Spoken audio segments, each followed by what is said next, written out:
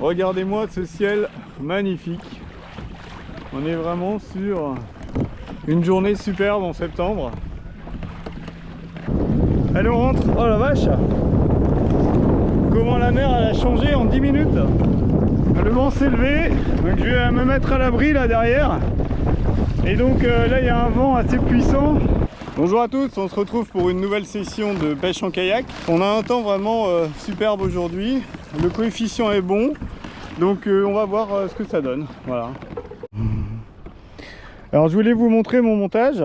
Donc c'est un montage multi-espèces. Donc là j'ai mis un jig sans hameçon. Ça sert de plomb en fait, hein. Donc le grammage c'est 60 ou 80 grammes. Ensuite je mets un premier hameçon avec une perle. C'est pour la dorade essentiellement. Donc poisson de fond qui est souvent au fond, avec une lamelle, un petit bout de sèche. Et puis après je mets 3 mitraillettes à maquereau. Voilà. Donc comme ça j'ai 4 hameçons. Et puis ça permet de faire des pêches multi-espèces. C'est-à-dire que s'il y a des maquereaux qui passent, ils vont mordre dessus. Et puis s'il y a un autre poisson, comme par exemple, je sais pas moi, la dorade, un rouget ou autre, ça permet comme ça de pêcher, voilà, avec des appâts. Et là on va voir, donc ça fait quelques minutes que je suis arrivé et on va voir si on a des touches. Donc là on est au fond, d'ailleurs il faut être bien au fond et vous remontez à peu près de 50 cm. Vous voyez, là je suis au fond, là je suis plus au fond. Et là on va voir si ça mord quoi.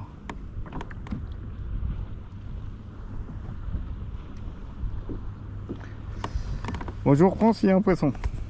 Ah, je crois que ça titille un peu là. Ouais, c'est vraiment de la petite là. Alors que tout à l'heure j'ai vraiment une belle touche. Alors il faut faire attention parce que des fois c'est dès que votre appât arrive au fond que vous avez la touche et le poisson qui mord à l'appât. Ah là c'est vraiment ça c'est de la petite, hein, c'est vraiment minuscule. Donc quand il va y avoir une belle touche, on va vraiment voir la canne qui se plie comme il faut quoi. Voilà, donc on peut faire aussi des petites animations comme ça, haut en bas. Ça va les exciter.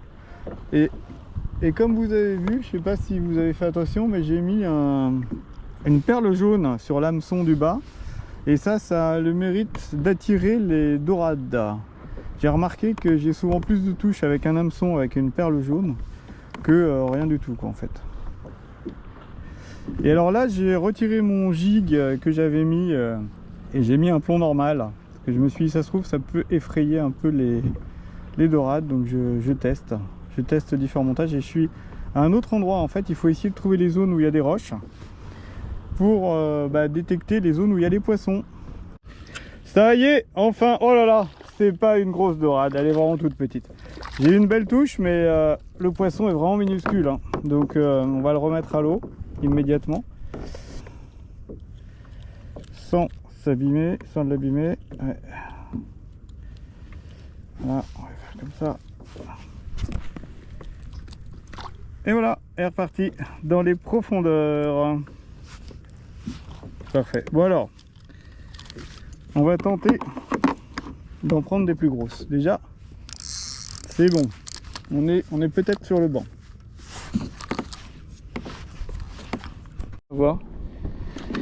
Alors j'ai essayé de tourner le kayak dans le bon sens, parce que là j'ai un poisson. Il y a un poisson qui est pris. Alors, du coup, c'était laborieux aujourd'hui hein, pour prendre du poiscaille.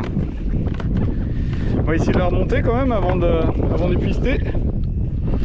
Elle a l'air pas trop mal, je sais pas si c'est une grosse. Hein. Ah ouais, bon, c'est peut-être pas si mal que ça. Ah ouais, peut-être. Ah si, ouais, je pense qu'elle doit être maillée. Ah, c'est tout juste, hein, je suis pas certain. Non, à mon avis, elle est un peu juste celle-là. On va aller voir quand même. Alors, pince. Pince, petite dorade sympathique, sauvée par la dorade. Parce qu'aujourd'hui, c'était pas une grosse journée de pêche. Faut bien dire ce qui est. Attends, je vais le faire comme ça, ce sera plus simple. Voilà. Ah, ça fait plaisir d'avoir un poisson aujourd'hui quand même.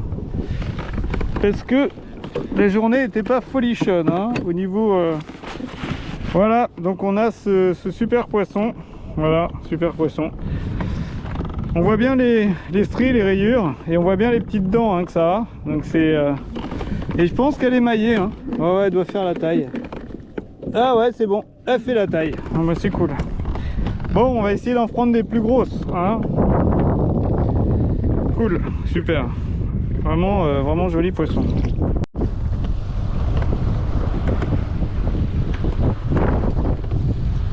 Il y a une belle touche là.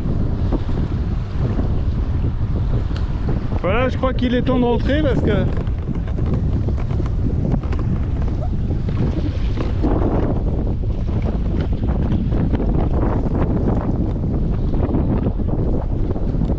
Le vent se lève, il y a un coup de vent qui arrive là. Donc bah je m'en vais. Putain la vache. Ouais, c'est bon. On se casse. Oh la vache. Ça craint là. Allez on rentre. Oh la vache. Comment la mer elle a changé en 10 minutes. Tant pis pour les comment ça s'appelle les trucs là. On va pas Ah la vache. On va se mettre un peu à l'abri parce que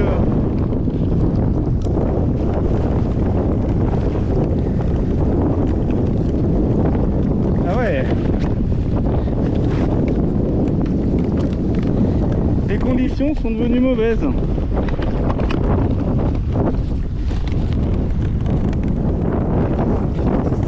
Donc là je rentre directement parce qu'en 10 minutes la mer s'est formée, le vent s'est levé et du coup c'est pas du tout pareil. J'étais tranquille en train de pêcher, maintenant c'est devenu sportif, il y a des grosses rafales de vent. Donc quand c'est comme ça, bah retour au port, voilà. Voilà, le vent s'est levé, donc je vais me mettre à l'abri là derrière.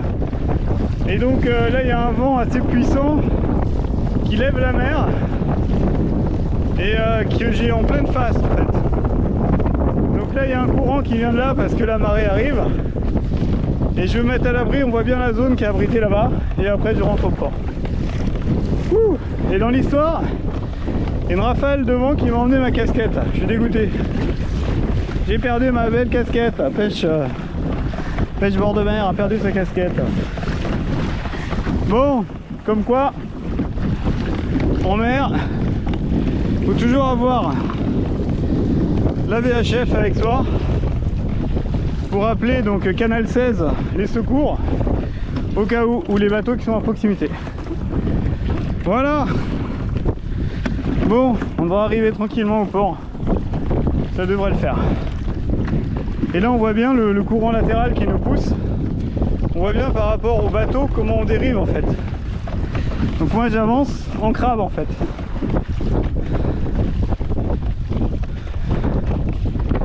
Moi je pense encore une centaine de mètres, puis après ça sera beaucoup plus protégé.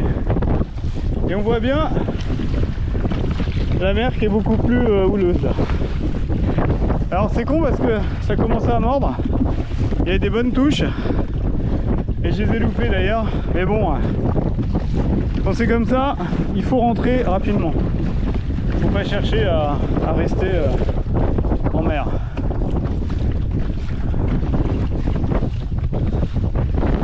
Et hop. Et oui, car il faut voir que l'ennemi du kayakiste, outre les vagues, c'est le vent. Quand il y a un très fort vent, c'est compliqué de revenir. Heureusement, sur ce genre de bateau, le système de propulsion est en dessous. Donc ça permet quand même d'aller assez vite et de revenir. Vous voyez, en même pas 10 minutes, je suis revenu dans une zone abritée. Vraiment top. Voilà, donc j'ai perdu ma casquette. J'ai perdu ma casquette, donc bon, bah va falloir que je m'en retrouve une autre. Voilà, donc bah, j'arrive au port, je suis revenu sain et sauf. Donc quand La météo change rapidement, il faut toujours faire attention, surtout quand on est en kayak, parce que l'ennemi du kayak c'est le vent et les vagues bien entendu. Mais du coup voilà, il faut pouvoir rentrer assez rapidement.